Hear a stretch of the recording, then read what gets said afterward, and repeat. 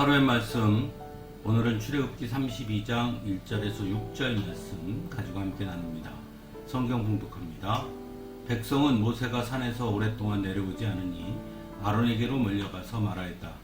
일어나서 우리를 인도할 신을 만들어 주십시오. 우리를 이집트 땅에서 올라오게 한 모세라는 사람은 어떻게 되었는지 모르겠습니다. 아론이 그들에게 말하였다. 여러분의 아내와 아들, 딸들이 귀에 달고 있는 금 고리들을 빼서 나에게 가져오시오. 모든 백성이 저희 귀에 단 금 고리들을 빼서 아론에게 가져왔다. 아론이 그들에게서 그것들을 받아 녹여서 그 녹인 금을 거푸집에 부어 송아지상을 만드니 그들이 외쳤다. 이스라엘아, 이 신이 너희를 이집트 땅에서 이끌어낸 너희의 신이다.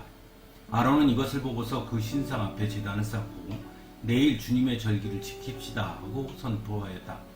이튿날 그들은 일찍 일어나서 번제를 올리고 화목제를 드렸다. 그런 다음에 백성은 앉아서 먹고 마시다가 일어나서 흥청거리며 뛰놀았다. 아멘. 애굽에서 400년간 노예 생활을 하던 이스라엘 백성들은 출애굽하게 됩니다. 그들은 하나님께서 이스라엘 백성들의 출애굽을 위해 세운 지도자 모세를 통해 하나님의 놀라운 능력과 은혜를 볼 수 있었습니다. 출애굽하기 전 애굽에 내린 10가지 재앙이 대표적이라고 할 수 있습니다. 그리고 드디어 출애굽하게 되죠. 그리고 홍해바다 앞에 이르렀을 때 이스라엘 백성들은 자신들의 눈을 의심할 수밖에 없는 엄청난 하나님의 능력을 목도하게 됩니다. 모세가 지팡이를 내밀자 홍해가 갈라졌기 때문입니다. 그들은 홍해바다를 건넌 이후 하나님의 놀라운 능력과 은혜를 찬송합니다. 하지만 그들이 시내산에 이르렀을 때 이스라엘 백성들에게 계명을 주시기 위해 하나님은 모세를 부르십니다. 산에 오른 모세는 금방 내려오지 않았습니다. 그러자 오늘 본문에서 보는 것처럼 이스라엘 백성들은 엄청난 일을 저지르는 것을 보게 됩니다. 왜 이스라엘 백성들은 이런 일을 저지른 것일까요? 분명 출애굽 과정과 시내산까지의 여정을 통해 아주 분명하게 하나님의 함께 하심을 보았고 경험했음에도 말입니다. 중요한 것은 이스라엘 백성들의 믿음은 눈으로 보는 믿음이었다는 것입니다. 그들은 하나님의 놀라운 이적을 보면서 그리고 모세를 통해 역사하심을 보면서 하나님이 자신들과 함께 하신다는 것을 믿었던 것입니다. 그런데 지금 아무런 이적도 일어나지 않고 무엇보다 모세가 눈에 보이지 않게 되었다는 것이죠. 그러자 그들은 불안해지게 된 것입니다. 하나님이 자신들 가운데 함께 하신다는 상징성을 그래서 그들은 갖고 싶었습니다. 그들이 아론에게 요구했던 것을 보면 분명하게 알 수 있습니다. 일어나서 우리를 인도할 신을 만들어 주십시오. 그리고 아론이 금송아지를 만든 이후 그들은 또 이렇게 말합니다. 이 신이 너희를 이집트 땅에서 이끌어낸 너희의 신이다. 이스라엘 백성들은 하나님께서 자신들을 이집트 땅에서 이끌어내셨음을 누구보다 잘 알고 있었습니다. 그럼에도 그들이 금송아지를 가리켜 이 신이 우리를 이집트 땅에서 이끌어낸 신이라고 말하는 것은 다른 신을 의미한다기보다 하나님을 다만 금송아지 형상으로 표현한 것이라고 보는 것이 합당할 것입니다.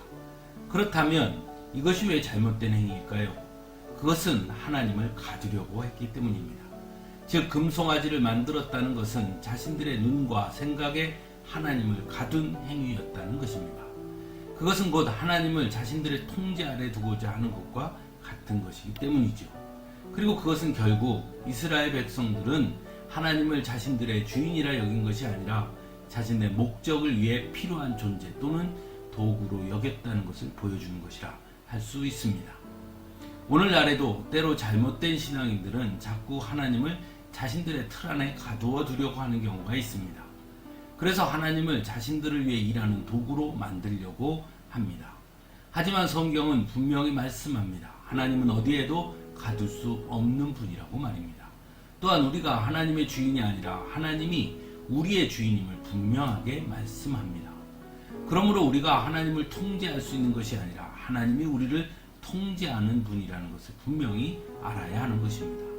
더더욱 하나님은 우리의 눈에만 머물러 계시지 아니하시는 분이심 또한 알아야 합니다. 비록 우리의 눈에 보이지 않는다 하더라도 하나님은 언제나 어디에나 계시는 분이라는 것을 알아야 합니다. 출애굽한 이스라엘 백성들은 그것을 알지 못했던 것입니다. 사랑하는 성도 여러분, 믿음은 증명이 아닙니다.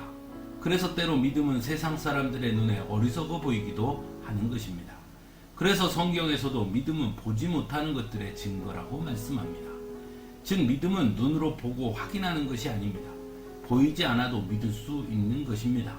왜냐하면 보고 믿는 것이 아니라 믿기 때문에 보이는 것이기 때문입니다.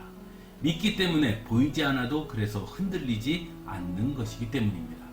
그러므로 우리의 생각과 틀 안에 하나님을 가두려는 어리석음을 범하지 말아야 하는 것입니다. 함께 기도하겠습니다.